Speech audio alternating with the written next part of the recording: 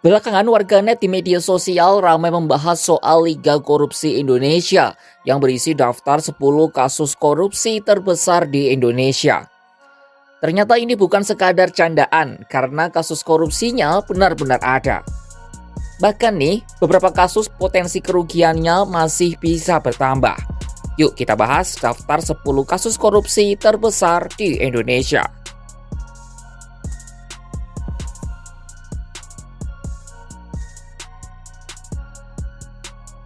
Posisi puncak diisi oleh korupsi pada tata niaga komoditas timah di PT Timah Tbk.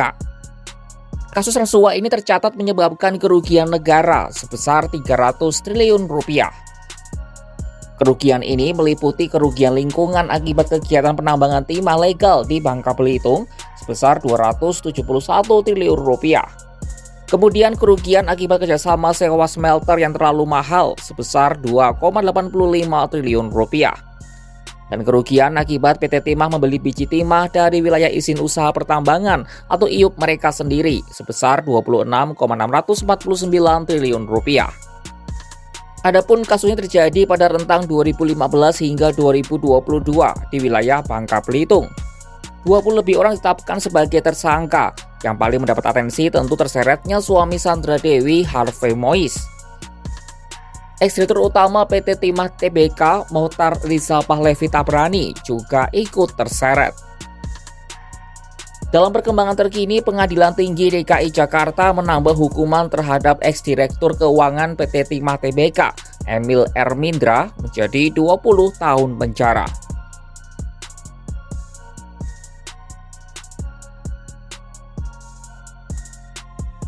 Baru saja dirilis Kejagung pada Senin 24 Februari 2025 malam, kasus korupsi di PT Pertamina langsung mencuat di peringkat kedua.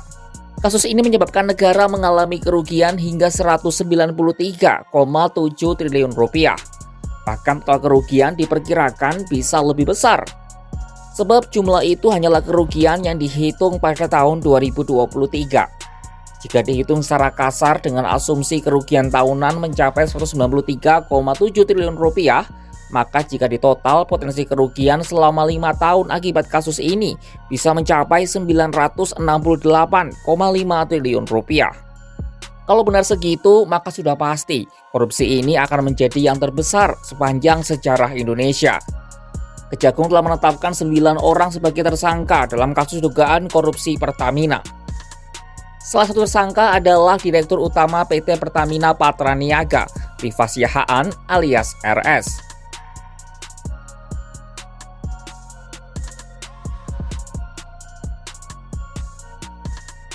Sebelum kasus tata kelola minyak di Pertamina dirilis, kasus bantuan likuiditas Bank Indonesia atau BLBI menempati kasus korupsi kedua dengan kerugian negara terbanyak. Angkanya mencapai 138 triliun rupiah.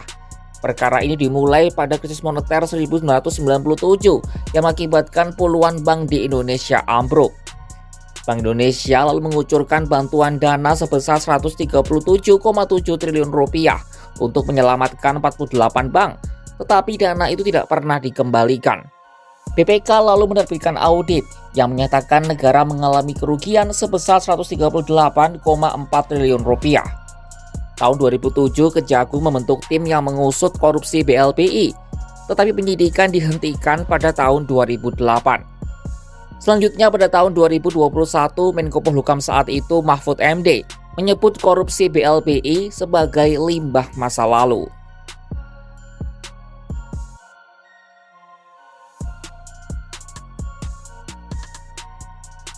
Bertengger di peringkat keempat adalah korupsi penyerobotan lahan kawasan hutan seluas 37 hektar di Riau yang menjerat Taipan sekaligus pemilik PT Duta Palma Group, Surya Darmadi. Perkara rasuah ini turut melibatkan ex-Bupati Indragiri Hulu pada periode 1999 hingga 2008, R. Tamsir Rahman. Kerugian dihasilkan mencapai 78 triliun rupiah. Desember 2024 lalu Kejagung menyita uang sebesar 1,4 triliun rupiah. Mahkamah Agung telah menjatuhkan pidana selama 16 tahun penjara kepada Surya Darmadi, bos PT Duta Palma Group. Dalam sidang di Pengadilan Tipikor Jakarta Pusat, Surya Darmadi terbukti bersalah melakukan tindak pidana korupsi terkait penyerobotan lahan di Kabupaten Indragiri Hulu.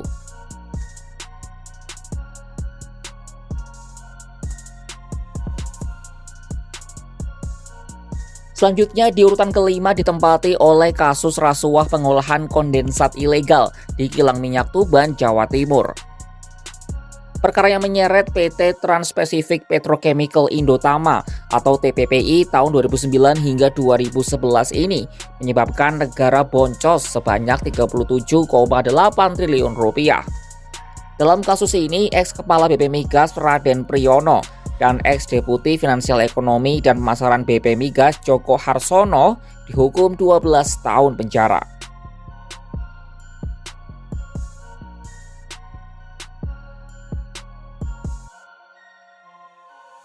Tak cuma di perusahaan pertambangan, korupsi dengan angka fantastis juga terjadi di perusahaan asuransi milik negara. Dalam kasus ini adalah PT Asuransi Angkatan Bersenjata Indonesia atau ASABRI yang merugikan negara hingga 22,7 triliun rupiah. Korupsi dilakukan dengan menginvestasikan dana milik nasabah secara melawan hukum hingga akhirnya merugikan negara. Perkara ini turut menyeret Direktur Utama PT Hanson International Tbk, Beni Cokro Saputro alias Beni Cokro, ke dalam bui dan dituntut hukuman mati. Tetapi ia divonis nihil karena sudah mendapatkan hukuman maksimal pada kasus asuransi Jiwasraya.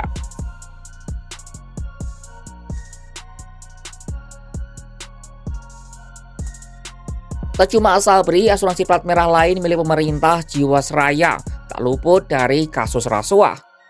BUMN itu gagal membayar polis nasabah sebesar 12,4 triliun rupiah. Berdasarkan hasil perhitungan auditor, negara rugi 16,8 triliun rupiah akibat korupsi ini. Dalam perkara ini, Beni Cokro dihukum 20 tahun penjara. Terkini Kejagung resmi menetapkan Direktur Jenderal Anggaran Kementerian Keuangan Isa Rahmatawarta sebagai tersangka kasus dugaan korupsi yang melibatkan PT Asuransi Jiwasraya.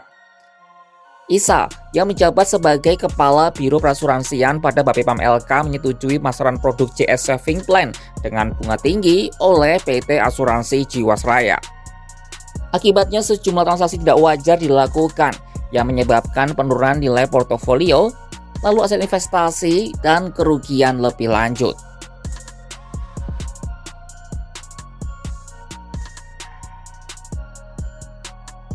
Kasus berikutnya sempat membuat masyarakat mencak-mencak karena menimbulkan kelangkaan minyak goreng dalam negeri. Kasus ini terkait pemberian fasilitas ekspor minyak sawit mentah atau crude palm oil alias CPO dan turunannya pada kurun 2021 hingga 2022. Hasil audit BPK pada tahun 2022 menyatakan negara mengalami kerugian keuangan 2 triliun rupiah dan kerugian perekonomian 10 triliun rupiah. Kelima terdakwa hanya dijatuhi hukuman ringan. Mantan Direktur Jenderal Perdagangan Luar Negeri atau Dirjen Daklu Kementerian Perdagangan Indra Sari Wisnuwardana misalnya hanya divonis 3 tahun penjara dan denda 100 juta rupiah subsidiar 2 bulan kurungan. Padahal jaksa menuntut Indra Sari dihukum 7 tahun penjara dan denda 1 miliar rupiah.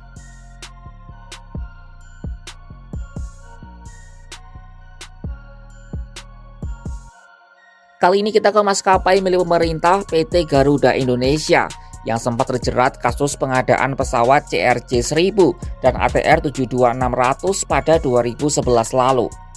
Perkara ini menjerat ex-direktur utama PT Garuda Indonesia Emir Syahsatar. Negara disebut rugi 609 juta dolar AS atau sekitar 9,37 triliun rupiah berdasarkan kurs saat itu. Terkini PN Jakarta Pusat membebaskan pendiri PT Mugi Rekso Abadi, Sutikno Sudarjo, dari segala dakwaan Jaksa Penuntut Umum Kejagung RI. Sutikno Sudarjo dinilai tidak terbukti secara sah dan meyakinkan menurut hukum melakukan tindak pidana korupsi dalam pengadaan pesawat CRJ-1000 dan ATR 72600 untuk maskapai Garuda Indonesia.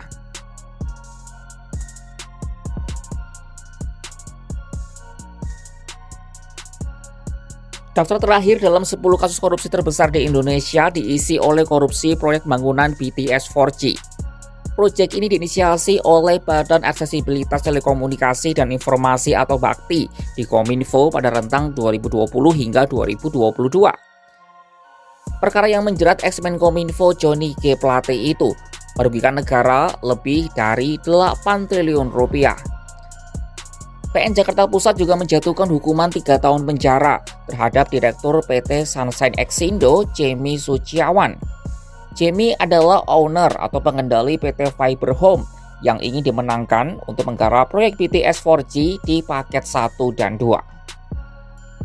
Sahabat Kompas.com, itu tadi 10 korupsi terbesar yang terjadi di negeri kita Indonesia. Tentu saja kita tidak berharap akan ada kasus baru yang masuk dalam daftar ini ya, karena korupsi tidak dibenarkan dalam bentuk apapun. Saksikan kabar terkini dari dalam dan luar negeri hanya di kanal YouTube Kompas.com.